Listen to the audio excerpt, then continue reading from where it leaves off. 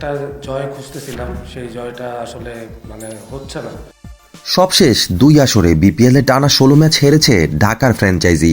গেলবার দুর্দান্ত ঢাকা নামে থাকার পর এবার ঢাকা ক্যাপিটালস নামে খেলছে নতুন মালিকানায়। তবে পারফরমেন্সে কোনো পরিবর্তন আসেনি। চলতি আসরে এখনও জয়ের দেখা পায়নি তারা, হেরেছে 6 ম্যাচ। এবারের আসরে ঢাকার নতুন মালিকানা আসলেও হেড কোচ হিসেবে খালেদ মাহমুদ সুজনই আছেন, তাই সব মিলিয়ে বিপিএলে টানা 16 ম্যাচ হেরেছেন এই কোচ। দল হারের বৃত্তে ঘুরপাক খেতে থাকলেও মানসিকভাবে চাঙ্গা আছেন সুজন, এমনটাই জানিয়েছেন দলটির ওপেনার মুনিম শাহরিয়ার।